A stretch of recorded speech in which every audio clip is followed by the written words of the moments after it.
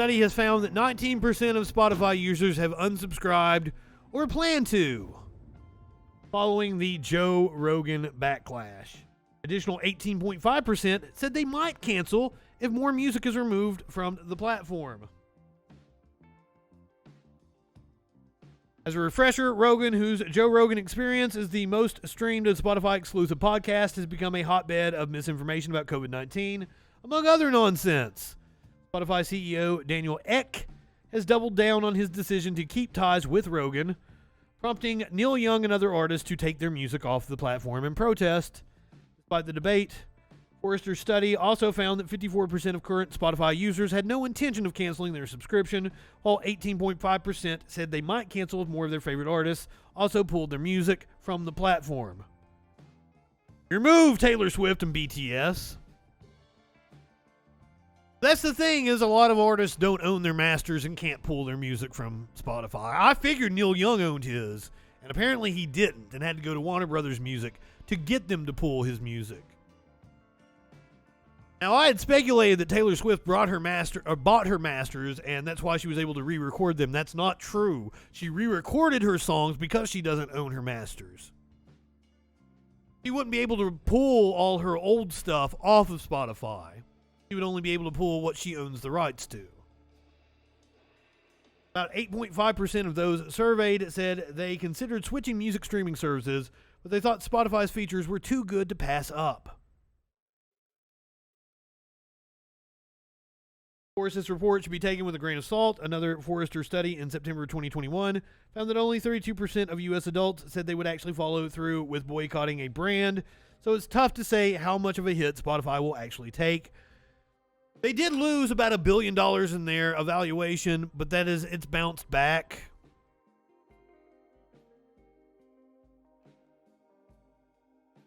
Hey, idiot, you've been slinging ad hominems all over the place. When you were talking about The Hill being a left-wing rag or whatever the fuck you said, that was you attacking the source to discredit it, as opposed to actually dealing with what it said. Don't come in here fucking throwing around fallacies like you know what they mean. Right-wingers are morons.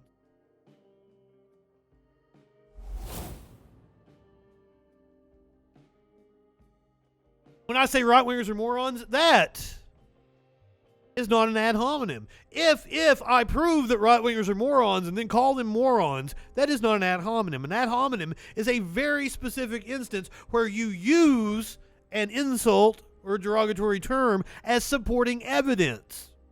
Like, Keith's dad is wrong because Keith's dad is an idiot. I use Keith's dad as an idiot as supporting evidence. That's an ad hominem. Fucking idiots are constantly using the word ad hominem wrong. People are stupid. Do you think we're stupid? You think we're fools?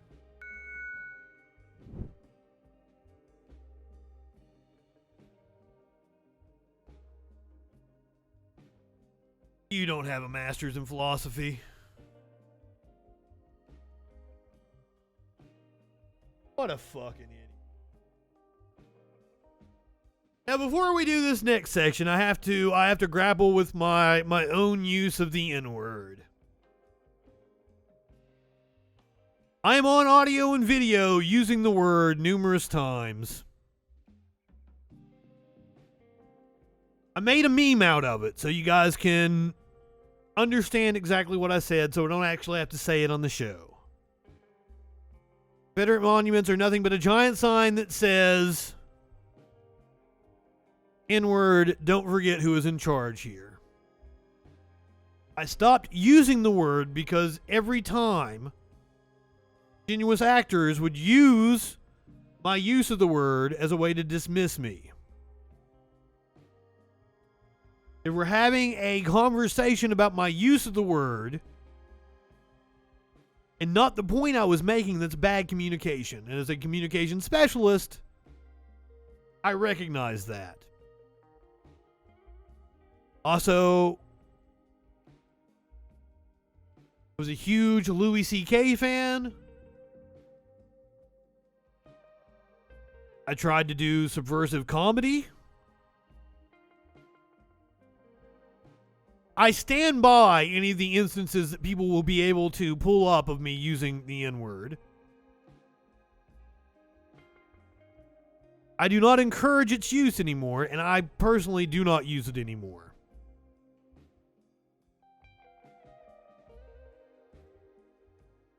Just because it becomes an argument about my use of the word.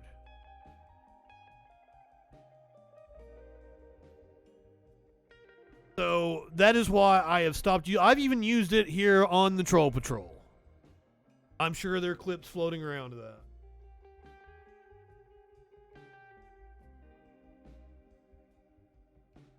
Also, apparently I've been called a racist by this stalker. We brought this up on the Freak Show the other night. It is for the best. It's for the best not to employ the word, no matter what your intention is. I've come to that conclusion. But I've got this stalker who apparently watches all my shit, even though they think it's bad content.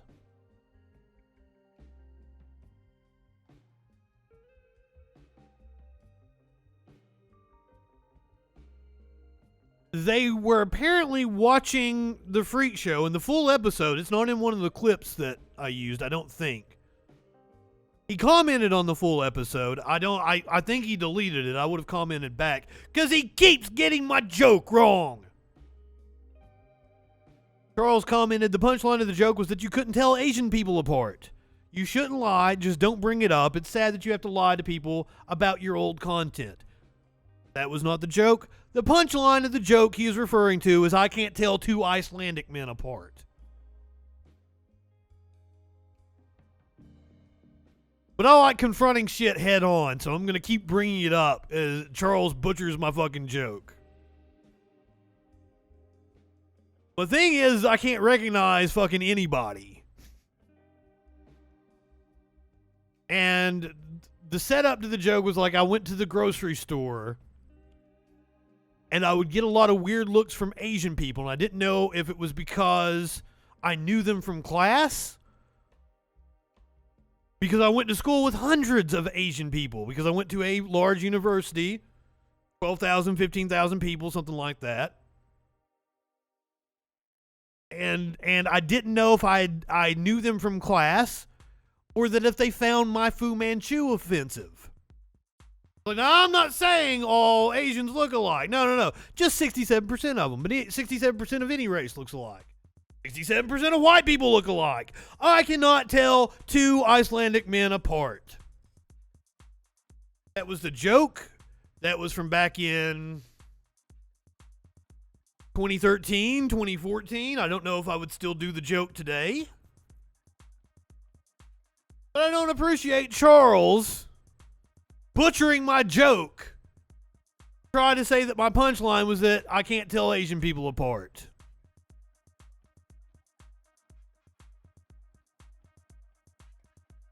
Because that's not at all what I said. But I mean, these are bad faith actors that, you know, are also morons. So now let's get to Joe Rogan, who is now apologizing for his use of the N-word, I guess.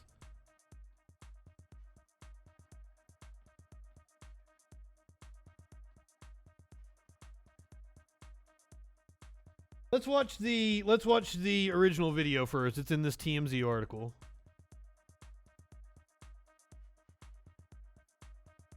Spotify calls comments incredibly hurtful, but Rogan stays put. I believe it was India Ari that put together this this montage of Rogan saying the N-word. You know, The nigger thing. yes. Saying the word nigger. You've already said nigger. D is just like nigger. Saying nigger. She's calling you a nigger. It's like this Boy, that he's a nigger, but starts calling them niggers. Word nigger.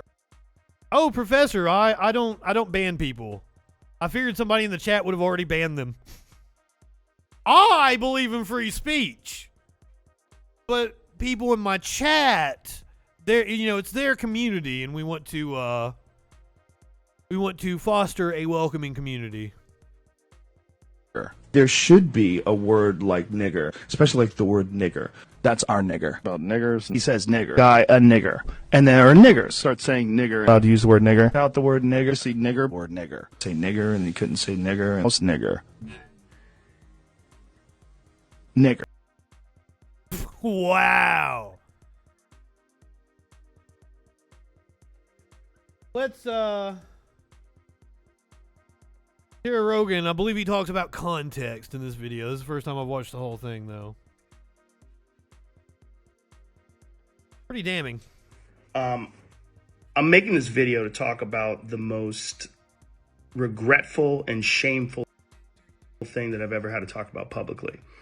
There's a video that's out that's a compilation of me saying the N-word. It's a video that's made of clips taken out of context of me of 12 years of conversations on my podcast, and it's all smushed together, and it looks fucking horrible, even to me. Now, I know that to most people, there's no context where a white person is ever allowed to say that word, never mind publicly on a podcast. And I agree with that now. I haven't said... Oh, you got to tell me I got to show a cat.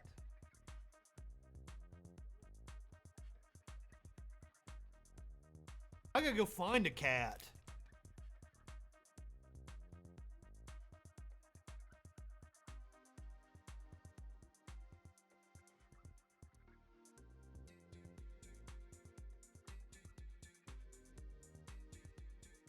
Here's a Smokey. Come say hey. Calling me a cuck. What a stupid. Maybe he's calling Joe Rogan a cuck. Who knows? He's a cuck for that money.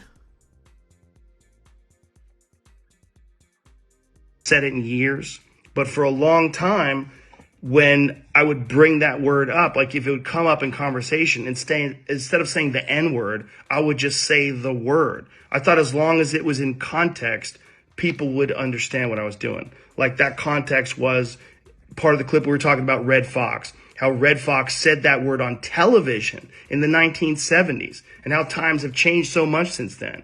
Or about how Richard Pryor used it as one of the titles of one of his albums. Or I was quoting a Lenny Bruce bit, or I was But it's so weird to bring up Richard Pryor when Richard Pryor denounced his use of the word himself and said that he would never use it again. Quoting a Paul Mooney bit, or I was talking about how Quentin Tarantino used it repeatedly in Pulp Fiction, or I was talking about how a Netflix executive, ironically, used it because he was trying to compare it to another offensive word, and he said it out loud, and they fired him. Not calling anybody, or just saying the word out loud. I was also talking about how there's stealing valor from Red Fox and Richard Pryor, and that's it. You know, it would be one thing if there's not a whole fucking explanation of Richard Pryor saying why he wouldn't use the word anymore. That's my point. I highly recommend. There is actually a documentary. It's probably 15, 20 years old now. It's called The N-Word. And it has that clip of Richard Pryor in it. Because it's a word where only one group of people is allowed to use it, and they can use it in so many different ways. Like if a white person says that word, it's racist. So they can reclaim it. But a black person can use it, and it could be a punchline. It could be a term of endearment. It could be lyrics to a rap song. It could be a positive affirmation. It's a very unusual word, but it's not my word to use. I'm well aware of that now, but for years I used it in that manner. I never used it to be racist because I'm not racist, but whenever you're in a situation where you have to say, I'm not racist. I believe that he's not racist. And I clearly have fucked up. And that's my intention to express myself in this video. To say, there's nothing I can do to take that back.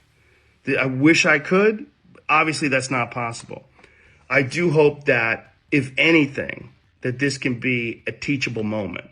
Because I never thought it would ever be taken out of context and put in a video like that. And now that it is, holy shit, it looks bad. And it's part of also me doing this podcast for thousands of hours, thousands of episodes, over 12 years. I've said a lot of fucking stupid shit, which is fine when you're talking about most things, but not when you're talking about race. And there's another clip that I have to address. There's a clip from 11 years ago. I was telling a story on the podcast about how me and my friend Tommy and his girlfriend, we got really high. We were in Philadelphia, and we went to go see Planet of the Apes. And we didn't know where we were going. We just got dropped off by a cab, and we got dropped off in this all-black neighborhood. And I was trying to make the story entertaining, and I said we got out, and it was like we were in Africa. It's like we were in Planet of the Apes. I did not Ooh, what? that black people are apes, but it sure fucking sounded. Then what's the joke then? I hadn't heard. Okay, maybe. Whoa. Oof, indeed. Maybe I need to back off that. I believe that he's not racist. What?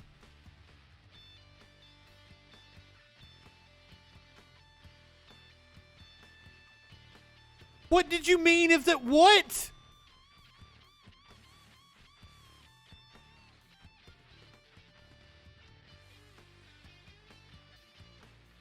Yeah, I had not heard that yet.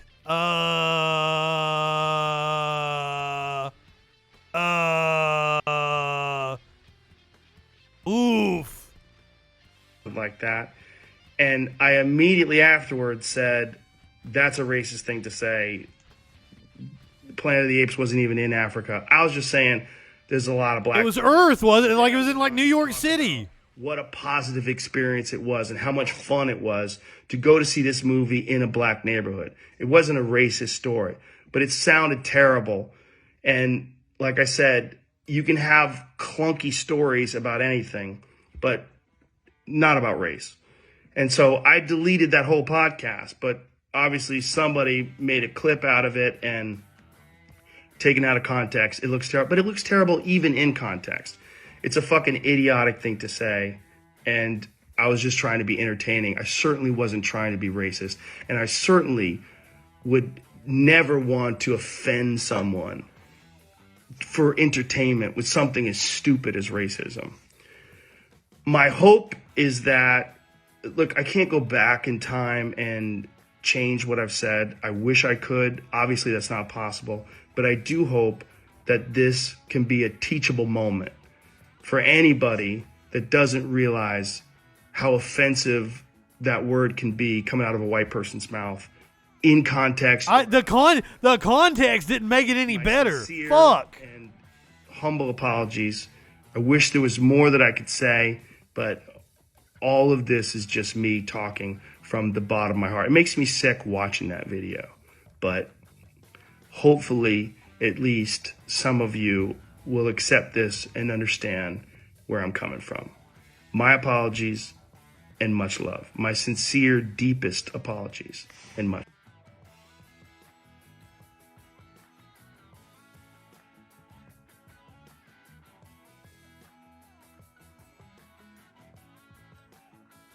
I don't if it wasn't a joke about racism, what was it a joke about?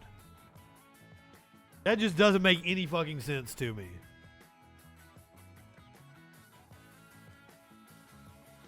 Oh shit.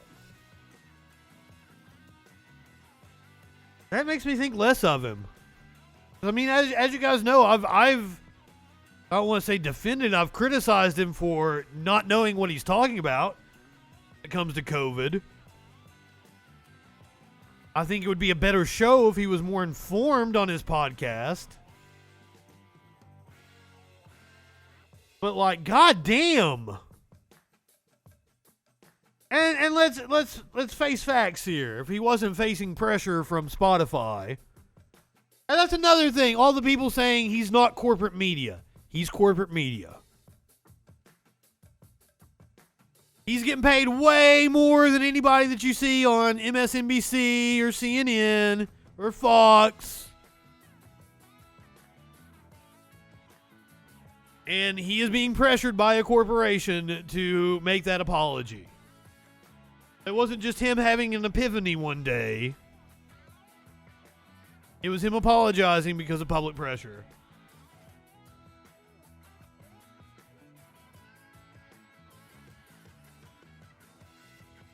Daniel Ek, CEO of Spotify, said, not only are some of Joe Rogan's comments incredibly hurtful, I want to make it clear that they do not represent the values of this company. I know this situation leaves many of you feeling drained, frustrated, and unheard. The value of the company, the values of the company is let's make some fucking money. You want to make some motherfucking money, bitch? Seems like the comments are directed at Rogan using the N-word, the full word, on his podcast, although the COVID controversy may well be a part of it. And then Eck pivots, explaining, while I strongly condemn what Joe has said, and I agree with his decision to remove past episodes from our platform, I realize some will want more.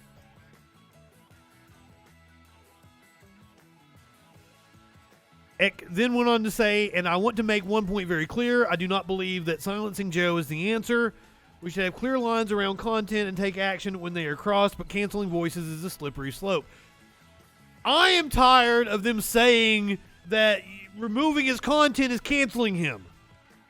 Fucking Alex Jones isn't canceled. He's still spouting his nonsense. He just has to pay for the servers to do it now.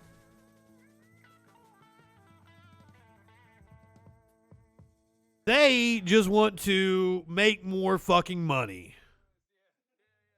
X says his company will invest $100 million for licensing, development, and marketing of music and audio content for historically marginalized groups. Early to tell how this sits with rank and file at Spotify.